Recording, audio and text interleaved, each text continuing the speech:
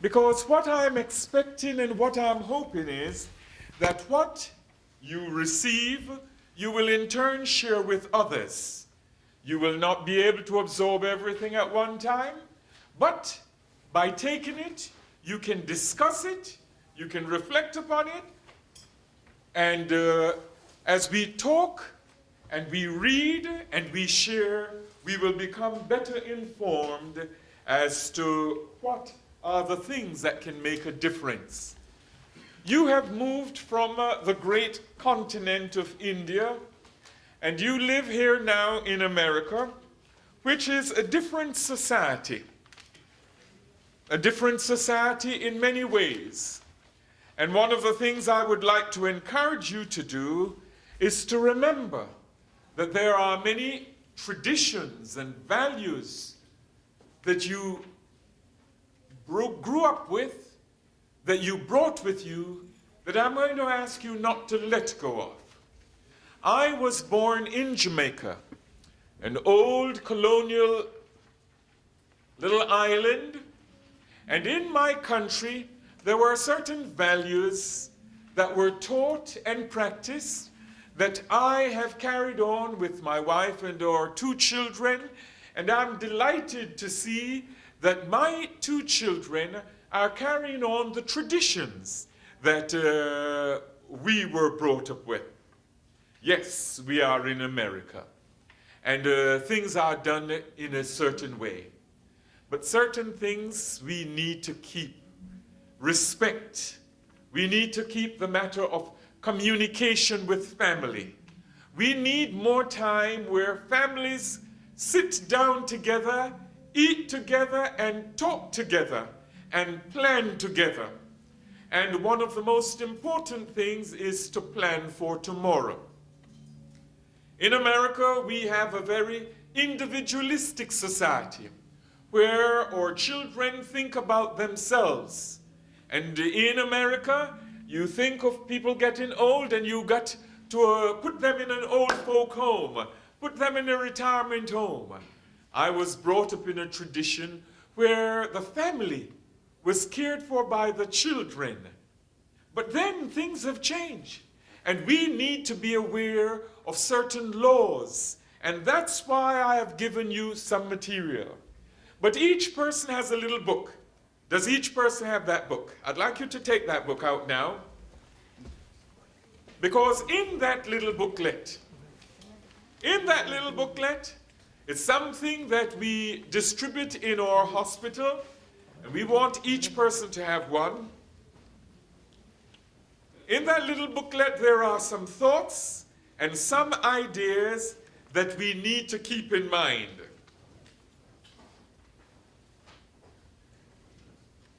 There are many thoughts and ideas that you need to keep in mind.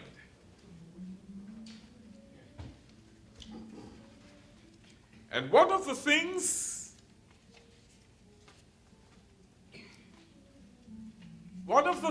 in that booklet, if you want, you can take a second one, because you can share it with a friend. One of the things in that little booklet, it says, we all must prepare to die. Many persons do not like talking about death, but death can come anytime, and we need to be prepared for death. Being prepared for death does not make death happen. And that's why you have been given this evening a little booklet that says how to use the Easy Legal Will Kit. Does everyone have one of these? If you don't have one, you need to get one. Because this is what you are going to go home and work with. You need to have it. Because after I have left and after you go home, you will be able to work on your own. So I want to make sure that everyone has this little booklet. Then there is also another document that says the 5 wishes. Is there anyone that does not have this? Just raise your hand and we will get that to you. The 5 wishes. It's planning and being prepared. I serve on a task force known as the New York Taskforce of Life and the Law. And that task force deals with bioethical issues relating to all people who live in this state. For example, there are many persons who come to the hospital who do not have a healthcare proxy, and they are not able to make decisions for themselves. They cannot speak, they cannot tell us what they want, and they have not written down what they would like to be done. And we have just passed a law so that we can help such persons. But it is better. It is better if you discuss things with your family and talk about what you would like done if you get incapacitated. It is better if you write and prepare a will so that what you have left can be properly adjudicated. My father was a businessman. Some 20-odd years ago on Christmas Eve, he had just bought an oil truck because he had many homes in Philadelphia. And he bought this oil tanker and said, well, I am going to purchase oil from the refinery and I will service all my homes. And so my father was outside with his driver inspecting the oil truck. And when he was inspecting the oil truck, they were going, this was Christmas Eve, back in 1972. As my father was walking around the truck, he noticed that there was a man who had a gun, who was behind his driver with a gun sticking him up. The driver didn't know. My father saw that, and he reached for a stick to hit the man with the gun. What my father did not know was there was another man behind him who fired the bullet and shot my father in his back. He was rushed to the hospital. Within half an hour, my father was dead. My father had bought this oil tanker to service his homes. He did not expect to die.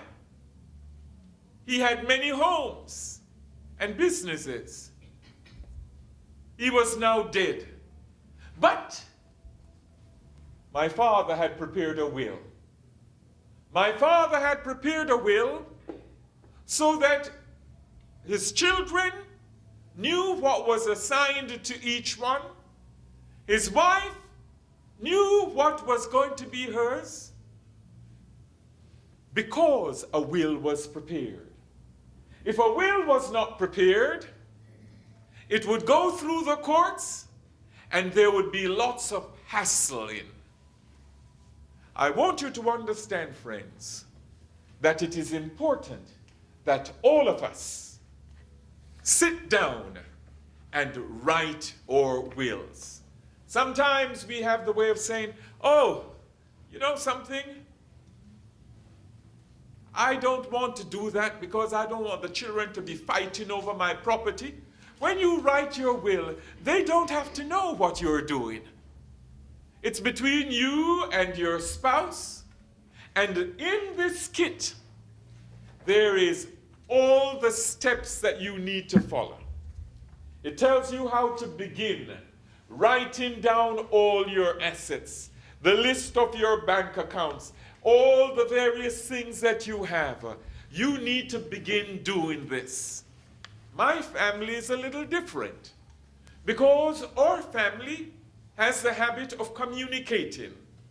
We sit down when the children were young. Now they're grown. My son is still home with me. He's a physical therapist. I am trying to get him married, but neither he nor his mother are helping me. He's a very good fella, but I think it's time for him to get married. I don't want him to become so difficult that it will be hard for a woman to adjust to him in his stubborn ways. But he's still home with us. And what do? We talk and we plan. My family sit down and we talk. And so they know that when I die, this is what I want. When I die, there will be no body. This body will not be taken to a funeral home. Now, you do what you want according to your traditions. I say to them, my organs are available for donation. My cornea helps somebody to ski. My skin will help somebody in the burn unit. Whatever organs can be used, it will be available for serving others so that they can live on. I have too many persons who I know who are still alive today because their organs have been donated and they continue to live. Now, some persons do not want that. I also have said to them, then the rest of my body is to be given to a university so that medical students can learn. My cadaver they will learn to cut. My son has cut up 32 cadavers. My son should be a surgeon. He is a master at the human anatomy. He knows it all. And I want to give back so that other medical students can become skilled and competent. And then whatever remains are left, that can be done in a private burial. My wife also has been instructed, as soon as I die, look around. As soon as I'm dead and gone, look around. Find a young man 15 years younger than herself and get married again. I have told her, we talk about life. I say I won't get somebody young because you still have a lot of life and energy. And I don't want her to give an old man heart attack. Yes. We are practical people. We talk. We plan. It doesn't make me anxious to die. I remember I said this to a group, and a young man said to me, oh man, I am just suitable. I wish if I could get her now. I said, you know, there is only one reason why I will not allow you to get her now. And it is for your sake. She has too much fire. It would burn you up right now. I have to burn off more of that fire. And then when I'm dead, you will be able to handle what's left. What I am saying, friends, we need to be open and talk and plan. And that's why we're talking first.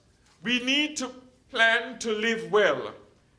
Each person was given this article by the New York Times. Does everyone have one? We're talking about wills. But before we talk about death, we don't need to talk about living. We need to do everything to live as healthily as we can. There are many things that we are taking into our bodies that are destroying our systems. In America, the big plague in our society is obesity. Obesity. What are we eating? We are eating lots of junk food, and thus we are bringing about our own death. Also, what are we taking into our bodies? You know, I'm a chemical and substance abuse counselor, certified internationally. And we are taking in lots of legal drugs into our bodies, the use of nicotine. I'm not condemning people. I am just letting you know that every time you smoke, you are getting somebody prepared to take over your spouse, to take over the property that you have worked hard for. That's why we're saying, let us get back to as much as possible looking at what we're taking into our bodies. Red Bull. Red Bull, New York Times put out this information in 2005. It is still true. The caffeine and the sugar in there is detrimental to our well-being. It reduces our lives, our lifespan that could be longer. That's why we have given you this to read and be informed. We also gave another sheet. Fresh discipline ideas for frustrated moms. Those who did not get that, would you raise your hands? You need to get it and read it. Yes, you may not be having children anymore, but you will have children who need to know this information. We need to educate our parents about certain things. We talk about a will. We need to know that if we are going to live so that we do not need the will to take place, take effect immediately, we have to do things to maintain our well-being. As an airline pilot and as passengers, you will remember that every time you get on board a craft, they state something. They state in case of problems, you will notice that an oxygen mask will fall in your lap, or it will tell you where an oxygen mask can be received. But what does it say when you take that oxygen mask? What does it say you are to do? What does it say? It says you are to put the oxygen mask on who? On you. But mothers and wives, what are their first thoughts when things are happening? The children. The children. This is why this speaks about frustrated parents. If you are going to be a successful parent, you need first to take care of yourself first. You need to be strong. You need to get enough rest. You need to get enough exercise. You need to prevent yourself from being stressed out by either husband or children, by eating properly, taking care of yourself first. That's not being selfish. Just like with the oxygen mask, when you put it on yourself, what happens? You are able to take care of the child. But if you, in your enthusiasm, oh, this is my baby, this is my little one, I need to make sure that everything is okay, and you fix up the child. And by the time you're through fixing up the child, what happens to you? You collapse. Can the little baby take care of you? No. No. And so, as we talk this evening about our children and the future and wills, you need to remember, you need to take care of yourself first. Too many times, you work hard and you put the money in the bank. You work hard and you give the children the education, and then you turn out to be a dried up prune. I told my wife when I got married to her 40 years ago. This year, September 9th, will make 40 years. I said to my wife, I said, sweetie, I want you to keep certain things in mind. When we have children, I want you to remember You must always look good. You must always smell good. You must always be strong. I said, it's not the children first. You first. The children afterwards. Because when those two children, when we had them now, when these two children grow up, and they have their boyfriends and girlfriends, and then their husbands and wives, after you have worked out, if you have not taken care of yourself, then they are going to leave you and be in their home, and they will leave me with a little dried, shriveled up prune. And I will have to put you in water to flush out to look good again. I want to tell you this, friends. After 40 years of marriage to my wife looks 20 years younger than she is. I am proud of it. 20 years younger than she is. My daughter has been married 10 years. Last week, Tuesday, she gave birth to her third child. When she got married 10 years ago, my daughter said to her mother, "Mommy, I want you to be my matron of honor." Do you know who the matron of honor is in a wedding, friends? Do you know who the person is? The matron of honor is the person who escorts the bride with her sister with the bouquet. And normally, who do girls choose to be their matron of honor? Their best friends? Or maybe their sisters? Well, we have two children, a boy and a girl. My daughter said she wanted her mother to be her matron of honor. And I want to tell you this, friends. When my wife was coming down the aisle as the matron of honor, she was looking hot. She was looking classy. She was looking right out there, ready to be picked by someone to be married to. She was looking well. What I am saying, friends, yes, we have to prepare wills, but we need to take care of ourselves as individuals. We need to take care of ourselves. Watch what we eat. Watch how we sleep. Do not hold on to grouses and anger and resentment and bitterness. Do not become old and shriveled up. You can't afford it, friends.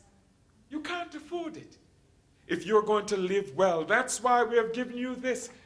Here are some tips for living. Share it with your daughters and your sons in my home. I told you I'm married now. How many years did I say? 40 years. 40 years. Now the children are grown. We have a different arrangement. My wife understands. Now, my wife does not have to do anything anymore. She's a teacher. She still teaches. I supervise chaplains. I still work.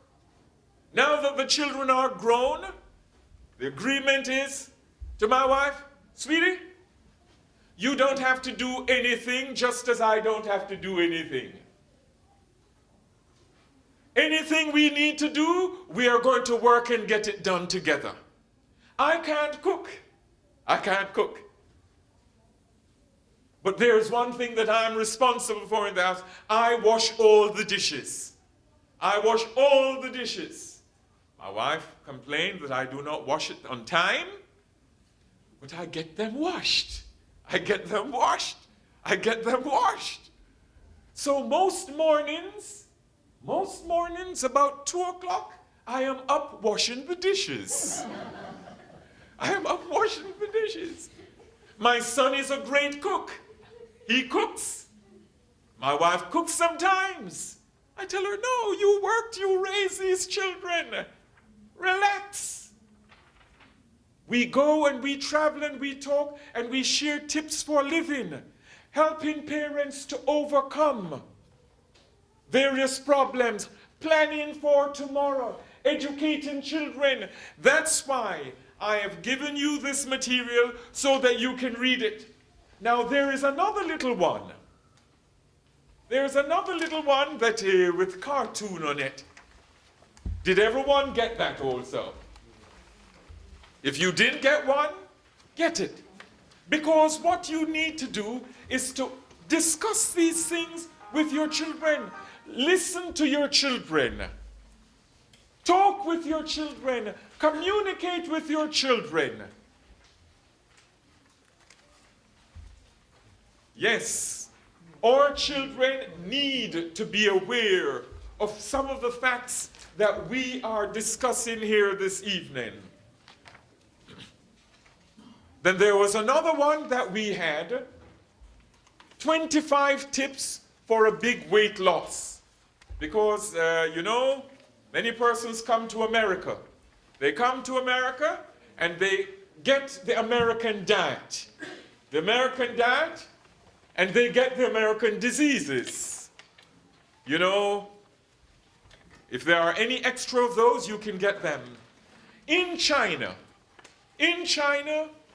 cancer does not run rampant as it is here in this country, where you have 1 in 10,000 with it. But in America, it is all over the place. And they have found out that one of the reasons why there is so much cancer in China, they do not drink milk. They do not use certain things that we use over here. And so, they are able to live differently and free of certain disease. But now, when we get sick, we need to have things written. And so I'm going to ask you, when you get home this evening, to go through this, the wish, and you need to discuss this with your spouse and write down what are your wishes. In case you get critically ill, you need to have a healthcare proxy. And I have also some business cards, one for each family. Could we make sure that in your business card, there is a healthcare proxy that you need to have? I'm going to ask the head of each household just to raise your hand so that you can get one. Those who have not gotten. Those who have not gotten, would you raise your hand? We may have enough for each person. This is a healthcare proxy. You need to have this healthcare proxy on you so that in case anything happens to you, people know who to call. For example, in your cell phone, you should have an ICE number. How many persons have the ICE number in their telephones? I see one person with their hand up. Do you know what ICE is? In every telephone, in all your cell phones, you should have ICE and a number beside it. Or you may want to spell it out, in case of emergency. If anything happens to you and the police comes, the first thing they're going to do is they're going to unlock your phone and they're going to look for the ICE number. In case of an emergency, who is it you are to call? Now, how many persons do not have that yet in their phone? Just raise your hands. So at least, as of this evening, you are going to have it in your phone in case of an emergency. And the number beside it. I can type in on my phone, ICE, and my wife's name comes up. My wife's number comes up. So they will know to call my wife. And also in there it says, after my wife, call my son, call my daughter. then there are certain names to call in different parts of the world. For my family is all over the world. ICE. It's important to have it. Important to have this.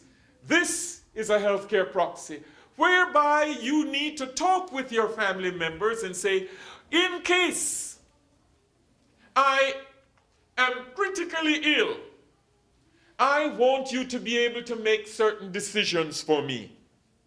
And here in this pamphlet, it goes through, would you want to be on a feeding tube? Would you want to be on a respirator? What do you want to be done?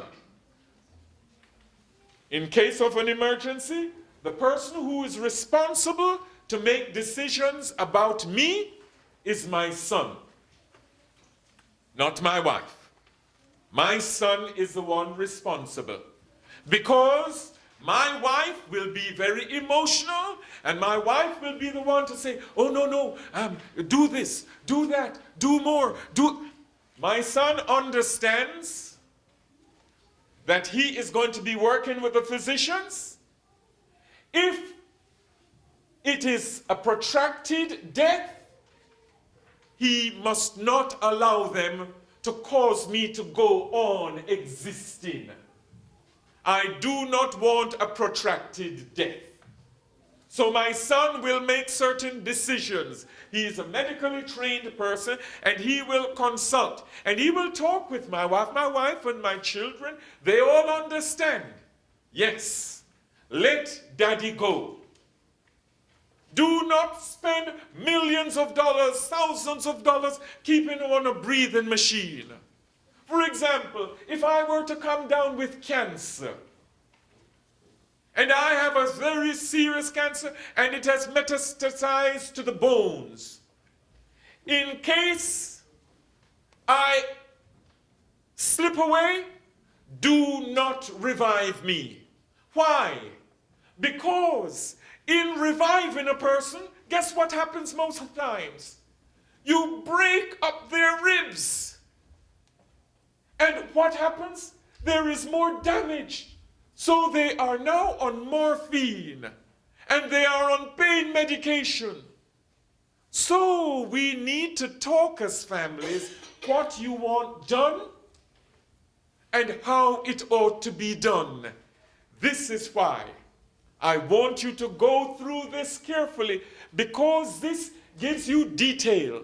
Also, you need to have a witness who is going to write and say that you have agreed to these things. Also, the person who is going to be your proxy, the person who is going to be responsible for you, need to be told. They need to discuss. They need to communicate. Friends, I began off by saying, we are all going to die at some time. What we need to do is to be prepared to die. But while we prepare to die, we should prepare to live better and healthier. Take a look.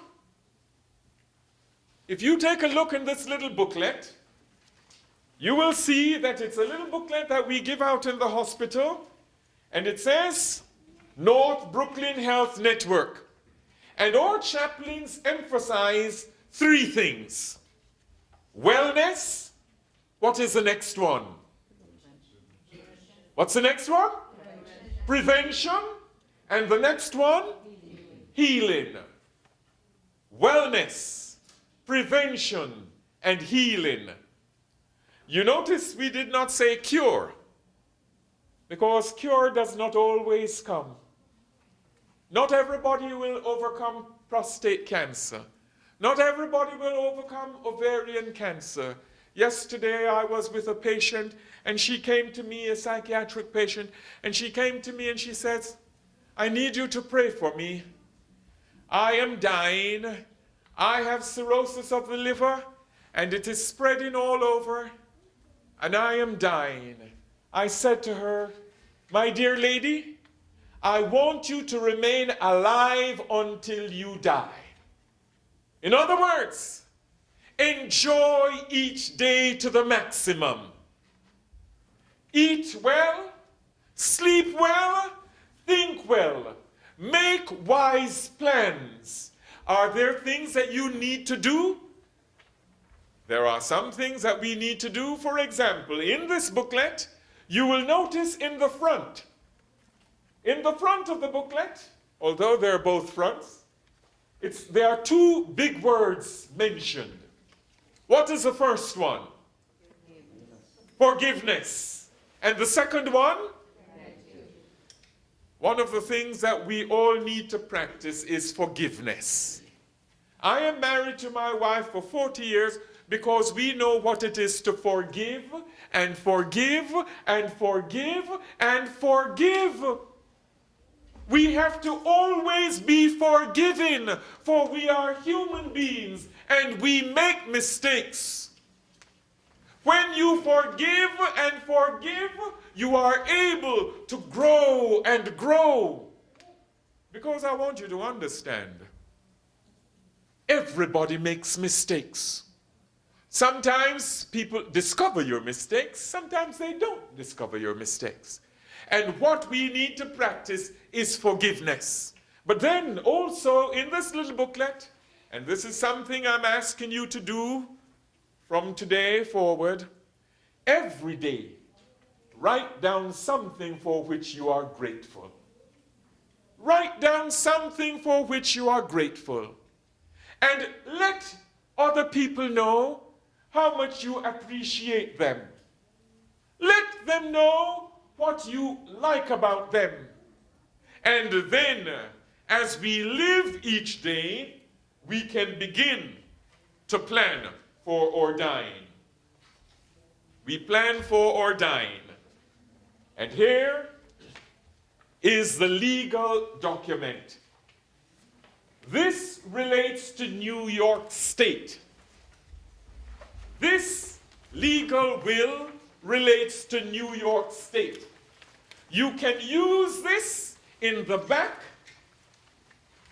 In the back, it gives a full will that you can write out. But again, what I would recommend, if you have large assets, and even if you have small assets, if you have a good attorney, if you have an honest attorney, if you have a good, trustworthy attorney, it would be good to work with them. But I want you to know that we now live in a world where you can have all the information that you want through YouTube. Yes, all sorts of questions. Some advice is good, some better, some bad. But the more you read, the more you explore, the more you research, you will get all the information you need. Whatever you have, you need to have written down and stipulated in a will. I have done my will 5 times already. And as my circumstances change, the will changes. As my circumstances change, the will changes. I also have in the back of my will a section that says,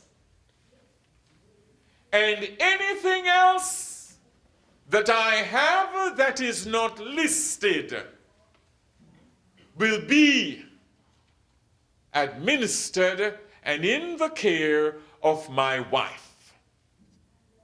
And I sign my name down there. Anything else that I may have omitted or may not be aware of goes to my wife. Why do I have that?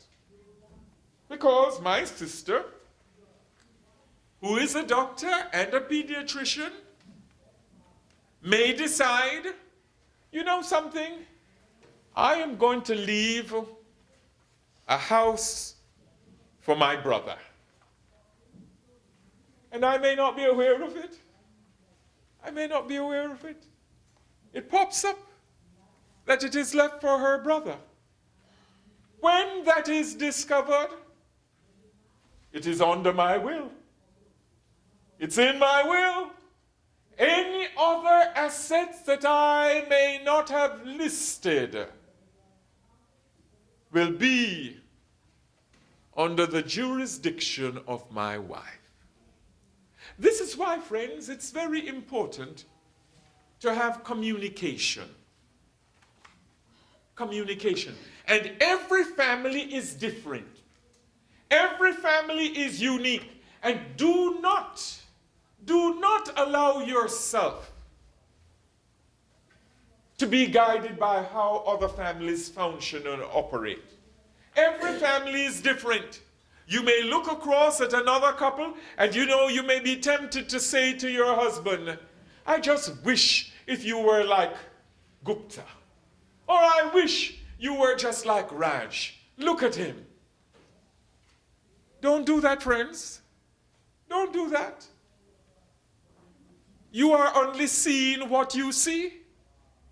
The grass may look greener on the other side, green and flourishing, but you need to know that the water bill is also higher over there. Much higher. The grass may be green over there, but in the grass there may be some of these poisonous bush. In my country they have cow itch. And some of these things, when you go and lie down, they will cause you lesions. Don't look and judge and compare. Remember this. Whatever you have working with, work with it. If you are married to a little cat, don't expect him to behave like a lion. No, it's a cat. If you have a little chihuahua as your wife, a nice little chihuahua, don't expect her to be like a big pit bull. No. You have to work with what you have and communicate, respect, and listen. Listen. Yes, in America,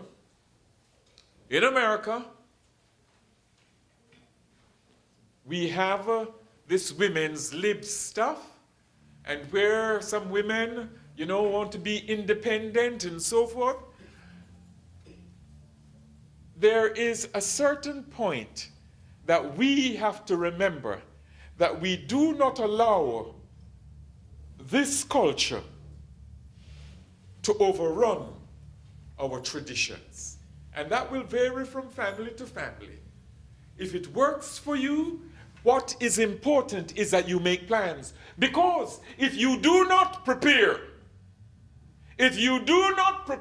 a will, the assets that are left behind, the law has certain stipulations. If certain things are in a joint account, then certain will go to the other partner. If it is not in a joint account, then there are certain things that will go to the state. And the courts will decide how things will be administered.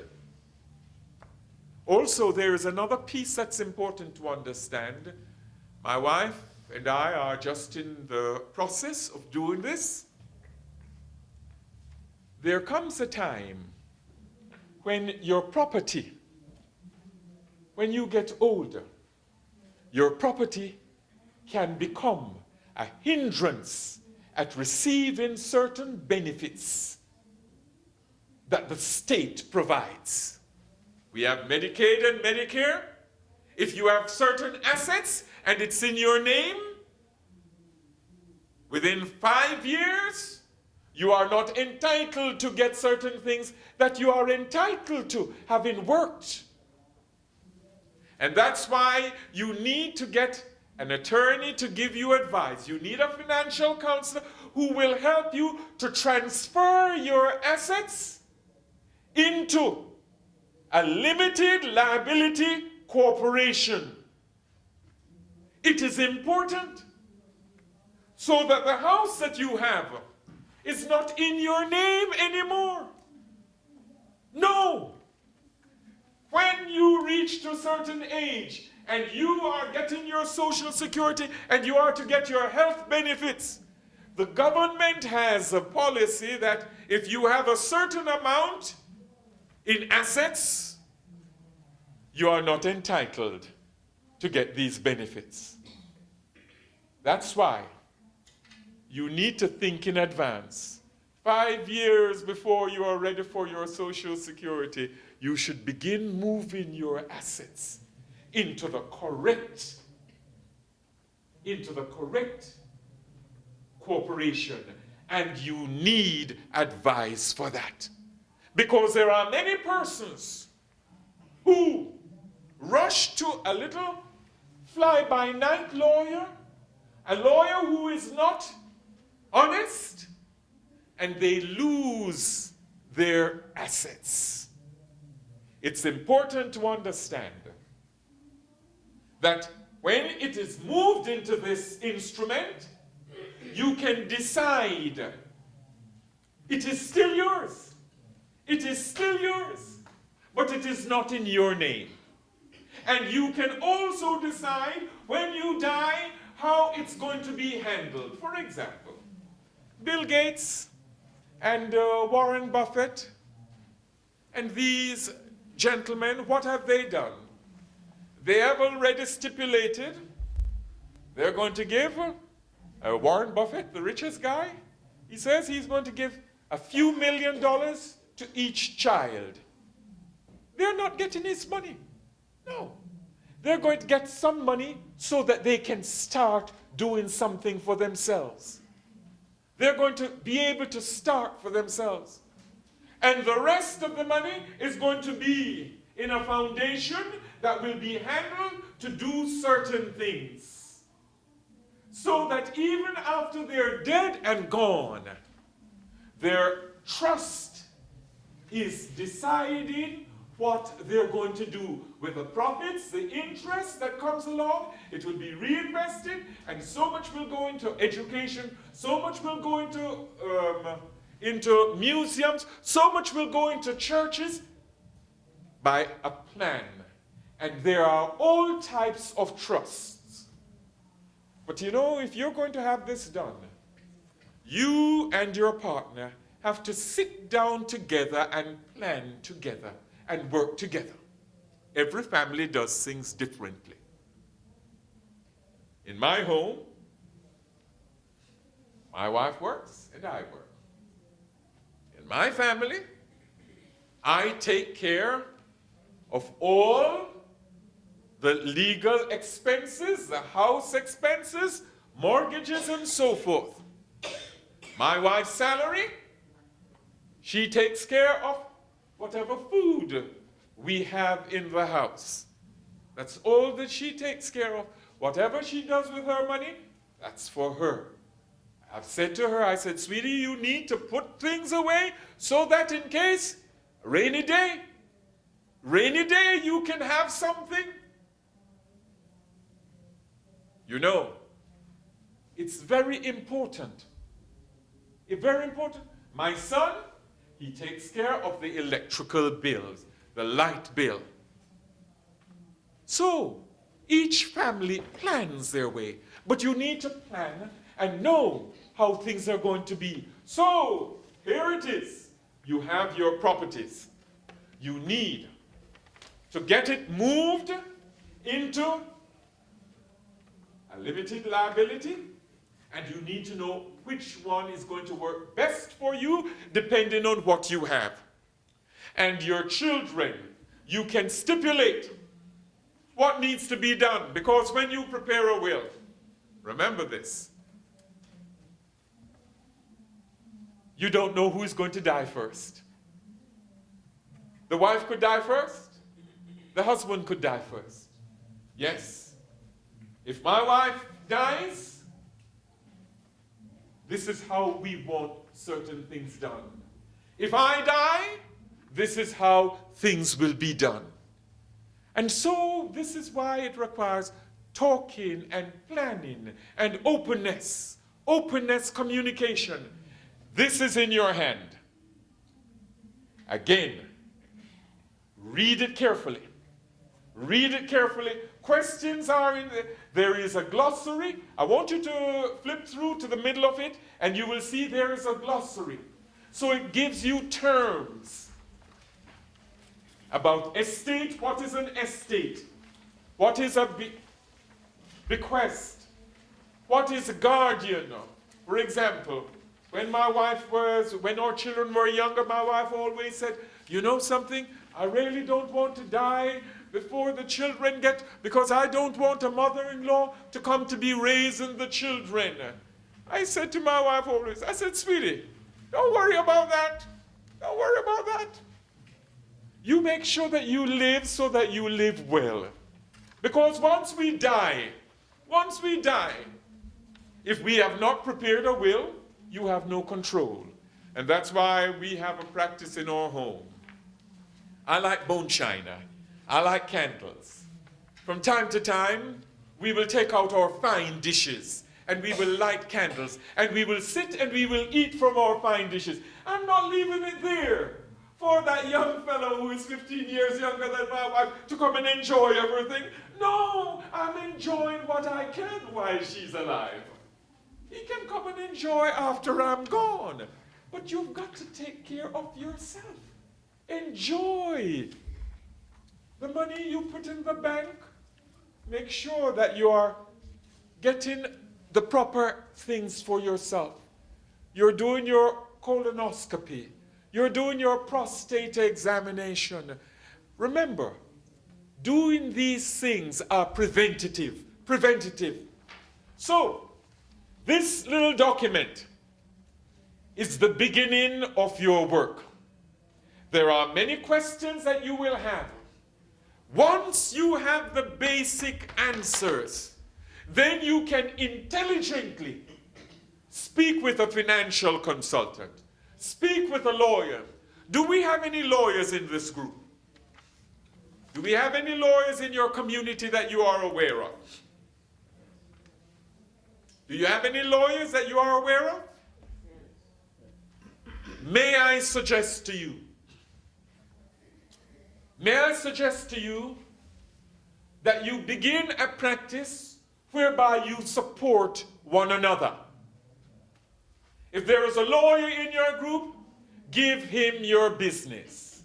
If there is a physician, give her your business. If there are specialists, if there is a plumber, electrician, give them your business. That's how communities grow. I can name some communities that are flourishing here in New York. And it is because, what do? They make sure that they get the help from inside. And whenever you are given work by your colleagues, please remember this. Do it to the best of your ability. Many times people do not trust their own because they feel, you know something? They're going to rob me. They're going to rip me off. No. So again, I'm suggesting that after you have read this through, after you've gone this through, you consult. Again, it does not require a lawyer to prepare your will. A notary public. I'm a notary public. There are many notary publics. Are there any notary publics in our community here? Are there any citizens in our community here? How many persons? All of you who are citizens need to go down to the county clerk office and apply to become a notary public. You go to the county clerk office and get the forms. It's about a 10-page document. It will take you about a week to study it. Do the notary public exam and do the notarization for your community. Friends, we are in America. Let us utilize the resources that are here. Let us have the tools so that we do not have to be dependent. We can be independent, working together. Also, there is a worksheet in the back of this wills document that says document locator. You need to know and write down where your insurance documents are. Where are your birth certificates? Where are your statements of your wishes? Where are all your marriage license? It's in the back. Where is your medical record located? Where are your mortgage documents? I have a number of titles, and my son knows where they are. I am yet to move them into one of our vaults. We need to know, and you need to know, the family needs to know how to access it. Remember this, anything can happen. Be informed, write things down. Time is against us. Time is against us, but in your hands are the tools to begin working. On one of the boards that I serve, there is one of New York's wealthiest lawyers for one of the biggest corporations here. A few weeks ago, I was talking with her, and I said to her, "Have you got your healthcare proxy?" She said, "Oh, yes, but you know, my husband."